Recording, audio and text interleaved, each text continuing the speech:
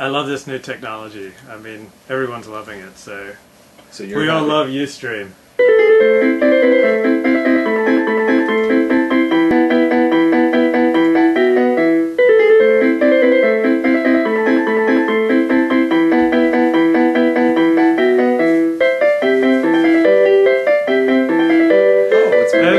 Your nephew! Yay! Oh, Emily's in too. Is he married? No, it's his woman though. Oh. Hey, Emily. Well, women are good. Yeah, we like women around. I've had one once or twice, but was never able to keep her very long. Had a wife, but couldn't keep her. But she wasn't even a wife; she was just a girlfriend. Hey, sports fans! It's another exciting edition of Torah Talk. It's the last Pasha in the book of Exodus. I'm Levi Ben Abraham, aka Luke Ford, with Rabbi Rabs. Hello, folks, and thank you for tuning in tonight. So you had two women knock on your door on Shabbos. That's what you wanted to start off with? Yeah. Yeah, I did, and I was, you know, I didn't know who it was. I heard a couple people coming up, and I looked through the peephole, and there were a couple of young women, you know, and I was like, when was this? What time?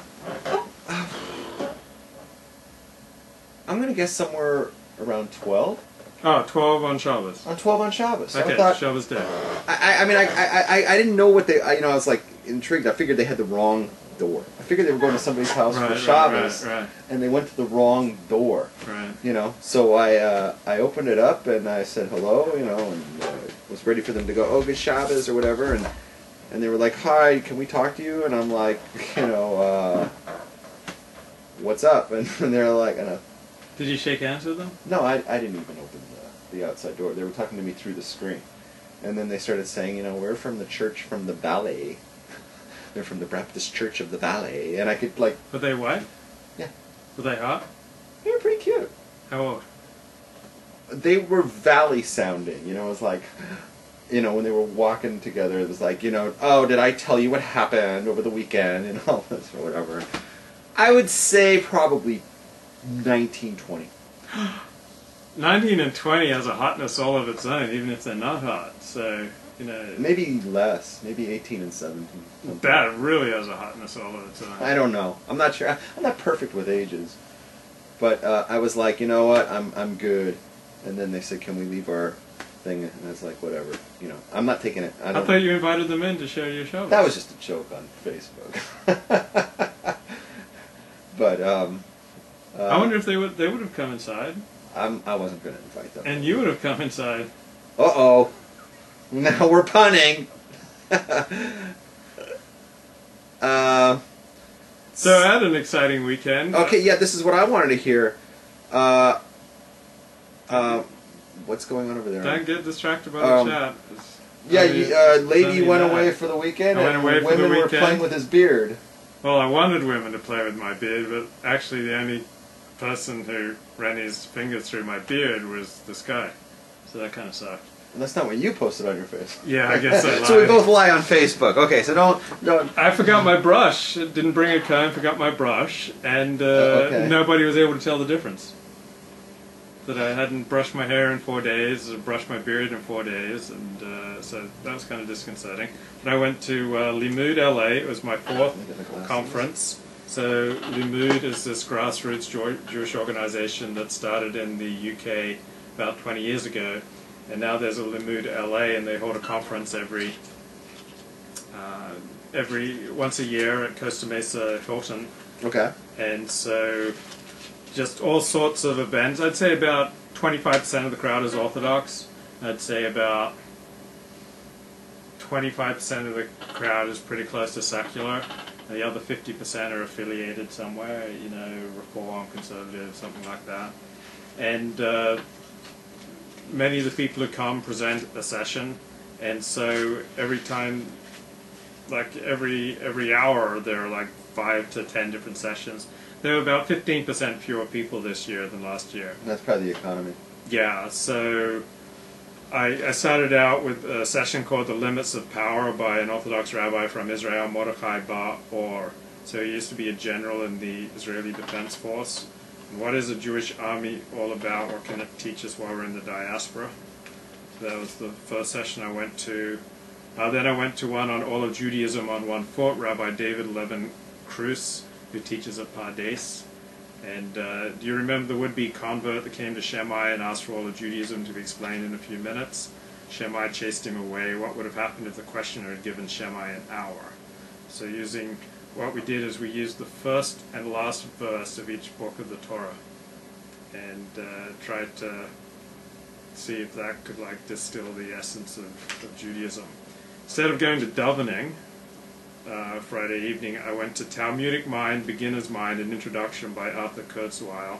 He's not a rabbi, but he kind of followed Adin Steinsaltz for about 30 years. And Adin Steinsaltz was the first person since Rashi, I believe, to do a commentary to all of the Talmud. So Adin Steinsaltz is just an absolutely giant of a... Steinsaltz was there? No, but this guy followed him around for 30 years. Like every time Steinsaltz comes into New York, this guy drives him around. No, I see, okay. So Arthur Kurzweil's... Because that would have been impressive if... Yeah, the Steinsaltz had been there.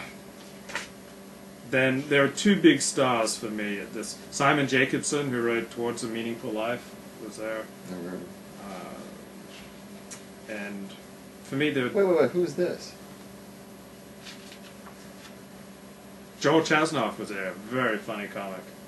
He wrote a book, published a book recently called The 188th Crybaby Brigade, about his 3 months that he served with the IDF in Lebanon. And the stand-up comic, I mean, he had his show tight. I mean, he performed for an hour Saturday night. There was no fluff. I mean, there was just ba-doom-ba-doom-ba laugh, ba-doom-ba-doom-ba laugh. He was hilarious. Talked about... I think he went to an Orthodox day school, and they were in a basketball league with all these Catholic schools, and I guess they had Orthodox cheerleaders, and but they wouldn't show anything. Like they were all covered down to the ankles. But the Catholic cheerleaders, I guess, they'd even show up to the thighs, and the boys figured out that they would jump around and show more when their team scored. Okay. So the yeshiva boys team started throwing the ball out of bounds, and so the yeshiva coach yelled at him hey, Chaim was open, and Joel said, yeah, but Shelley over there is even more open. Okay. Keep going. So a couple of my favorite speakers were Clive Lawton, who was one of the founders of Limmud in the UK. Spoke on a modern European answer to the Jewish question, and he talks about how we often think of European Jewry just died out after the Holocaust, but mentions that there are a couple of million Jews in Europe. And couple of million? Yeah. Well, there's 700,000 in France, 200,000 in England. Okay. And then I guess I'm right. About a couple million in Europe. But my absolute favorite presenter of this Limmud is this woman called Amy Jill Levine, who is a scholar of the New Jewish, goes to an Orthodox synagogue, teaches at Vanderbilt, and is a professor who specializes in the New Testament. So there aren't a lot of Jewish professors who specialize in the New Testament. So Amy Jill Levine is a Yankee Jewish feminist who teaches Christian origins in the buckle of the Bible Belt, serving as university professor of New Testament Jewish Studies at Vanderbilt University in Nashville. Publications include The Misunderstood Jew, The Church and the Scandal of Jesus, Jewish Jesus, 3 series for the Teaching Company, and the forthcoming Jewish Annotated New Testament. Oxford University is publishing a Jewish guide to the New Testament.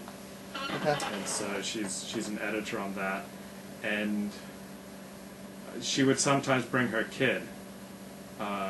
She mainly lectures to Christians about the New Testament. Nice. So she'd sometimes bring her kid, with his tzitzit and yarmulke, and sit him down in the classroom and say, I don't want you to be preaching anything, because she mainly talks to Christian clergy in training. I don't want you to ever preach anything that could cause this kid to get beat up.